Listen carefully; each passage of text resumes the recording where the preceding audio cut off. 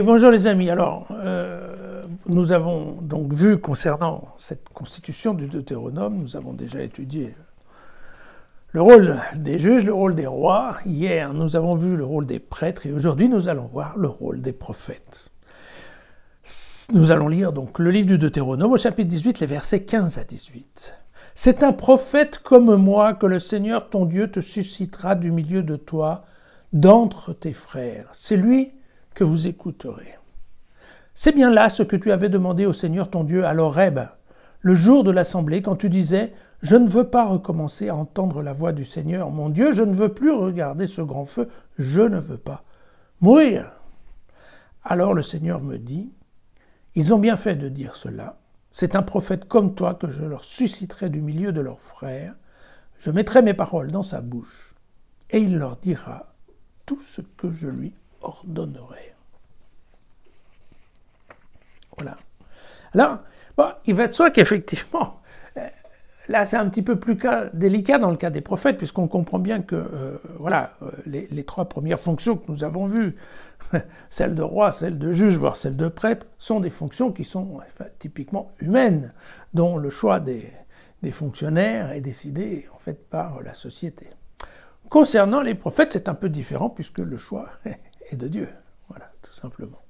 Mais ça n'empêche que le prophète, à cette époque-là, fait partie intégrante de la société et il joue un rôle qui est important et qu'on va bien comprendre parce que on a ça dans de très nombreux textes de l'époque. Je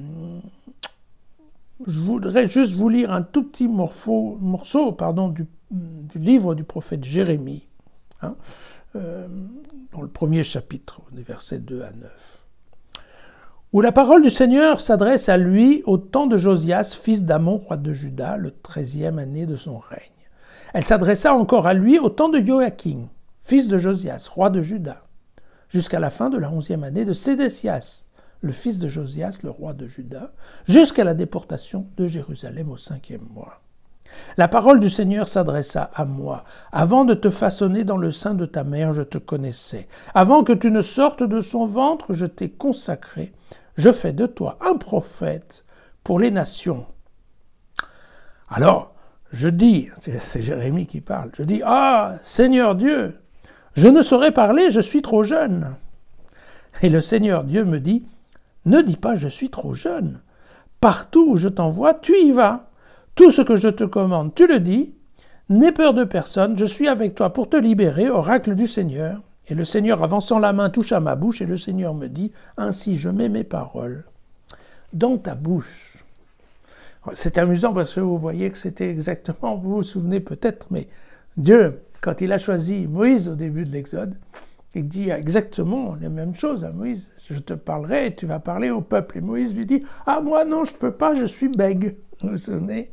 Et Dieu a dit, « Pas de problème, on va prendre Aaron, ton frère, et moi je parlerai à Aaron. Aaron parlera, enfin moi je te parlerai à toi, Moïse. Moïse, tu parles à Aaron, et Aaron parle au peuple. » Voilà.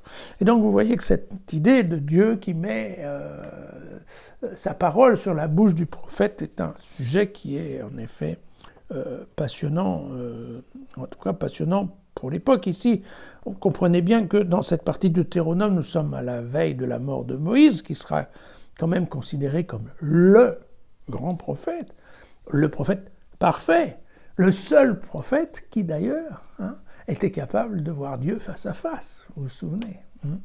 Et donc, il ne faut pas oublier que cette profession de prophète, elle est assez délicate, puisque d'une part, il n'est pas toujours facile de traduire, de comprendre ce que dit Dieu dans les songes. Ensuite, il n'est pas toujours facile d'adapter les paroles de Dieu au public, qui veut l'entendre. Et puis, troisième chose, il faut voir que ces prophètes-là, ont la concurrence, non seulement de l'idolâtrie, mais aussi de faux prophètes, car à l'époque, en effet, il y en avait beaucoup. Voilà. Et d'ailleurs, le Deutéronome met un point d'honneur à bien discerner les vrais prophètes de faux. C'est en effet le contexte de cette partie. C'est à voir, en fait. avec un problème qui avait été rencontré par le roi Achab. Le roi Achab, il était dans le royaume du Nord, il était en moins 850, donc vous voyez, avant l'arrivée des Assyriens.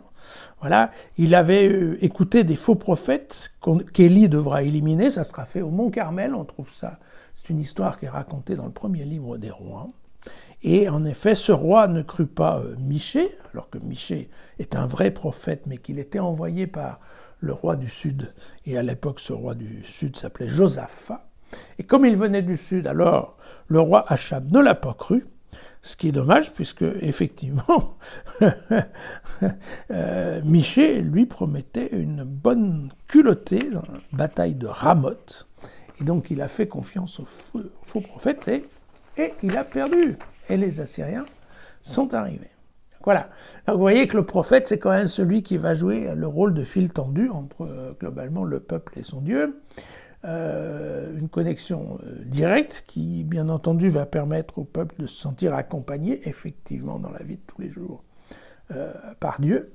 Et on comprend que, de ce fait, la mort d'un prophète est aussi quelque chose d'absolument perturbant pour la communauté, puisqu'on peut avoir l'impression que c'est un abandon de Dieu.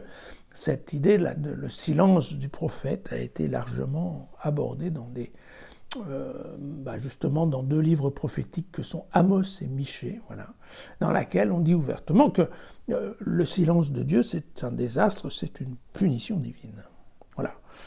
Et donc, quand c'est le cas, eh bien, effectivement, le peuple ne peut qu'espérer, en fait, dans le retour du prophète. Hein.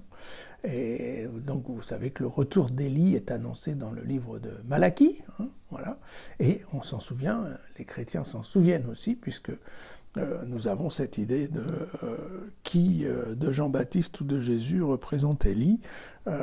Nous avons ça, bien entendu, dans plusieurs discussions à propos de Jean-Baptiste, mais aussi avec Hérode qui se demande qui est Jésus-Christ.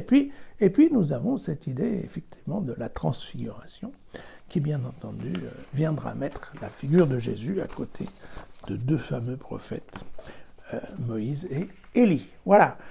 Donc, difficile le rôle du prophète, et surtout, encore une fois, c'est Dieu qui décide et qui met les paroles sur sa bouche. Voilà. À demain.